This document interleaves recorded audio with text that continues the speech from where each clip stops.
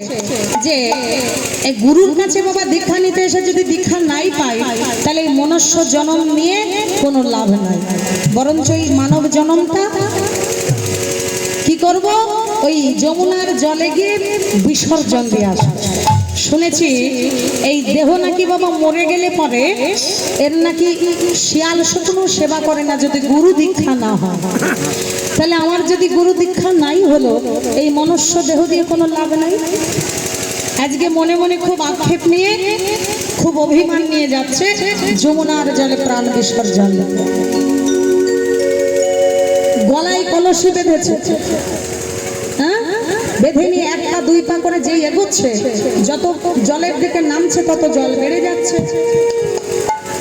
হাঁটু জল, জানু জল, কোটি জল, নাভি জল, উদর জল, বক্ষ জল, কণ্ঠ জল, আকণ্ঠ মানে ঠোঁটের নিচে জল চলে এসছে। আর এক পা এগোলেই নরু ওখানে লীলা সঙ্গ।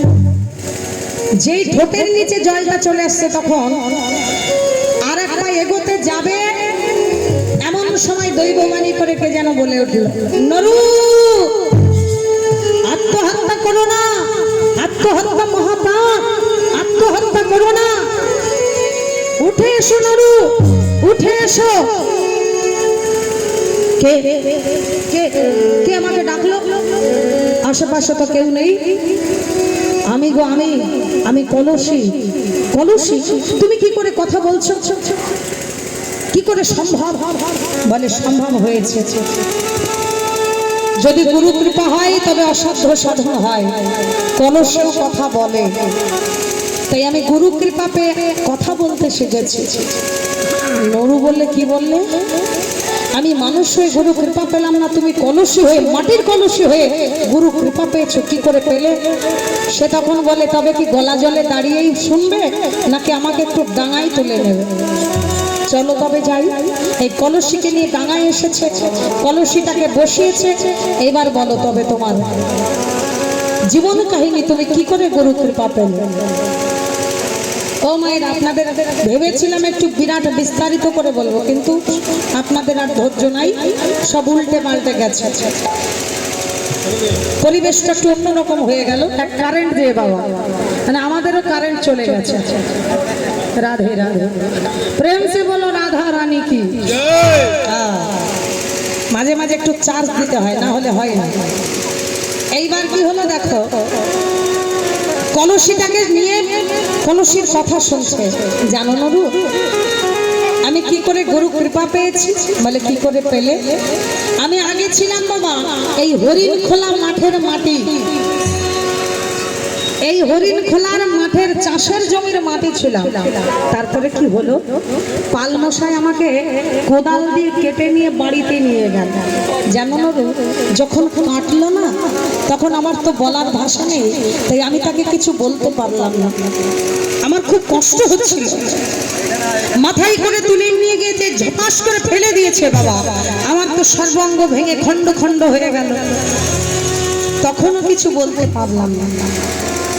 আবার কিছুক্ষণ পরে দেখছি একটা মোটা দণ্ড মুগুর, যেন মায়েরা মুগুর, গরুর খুঁটো পেটানো মুগুর দেখেছো? এই মুগুর নিয়ে এসে বাবা আমার অঙ্গে আঘাত করতে শুরু করলো। বারবার আঘাত করতে করতে আমার সর্বাঙ্গ ভেঙে গুঁড়ো গুঁড়ো পাউডার হয়ে গেল। কিছু বলার নেই, ভাষা নেই তোমার কাছে। দিল খানিকটা জল ঢেলে, হরি বল।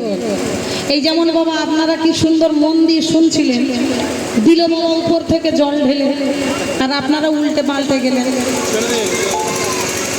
এই জল যে ঢেলে দিয়েছে মাটি, এবার এমনি করে পদদলিত করে পাড়াচ্ছে, দুই পা দিয়ে পাড়িয়ে পাড়িয়ে আমাকে কাদা করে দিল।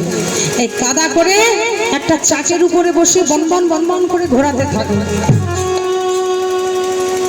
যখন ঘোরাচ্ছে চাকের উপরে ফেলে মাথাটা ঘুরছে বনবন করে, কিছু বলার নেই তো, ভাষাই শিখিনি তখন।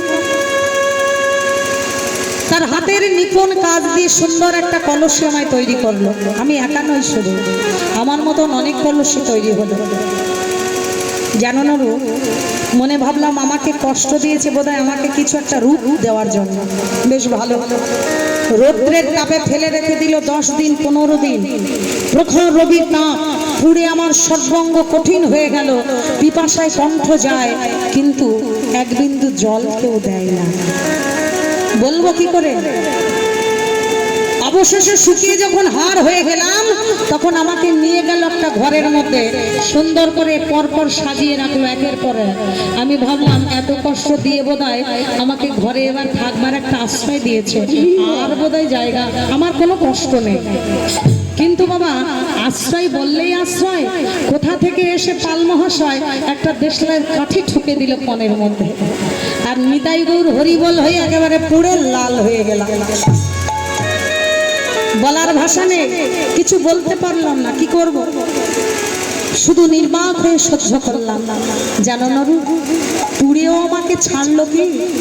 সেই কলসিগুলো নিয়ে হাটে এলো বিক্রয় করতে, বাজারে গেল, মেলায় গেল।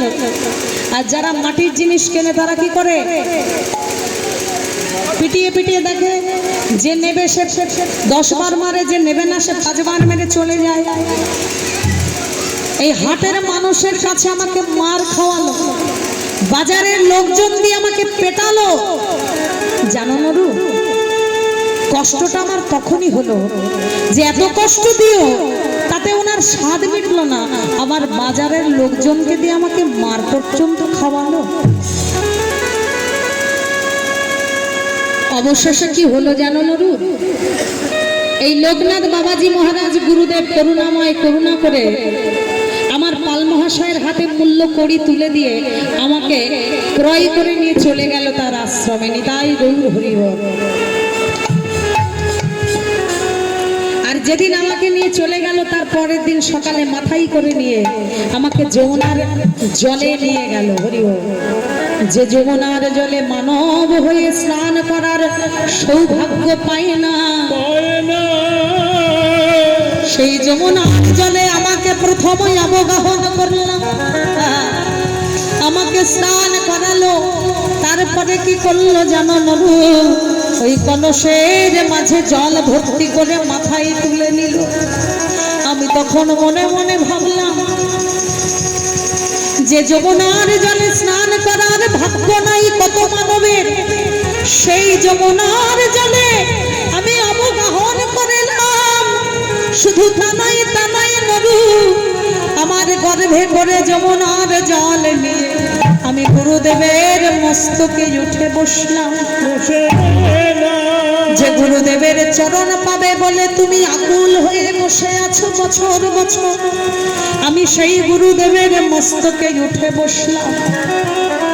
আমাকে নিয়ে এসে যখন রাধা মাধবের চরণ ধৌত করালো,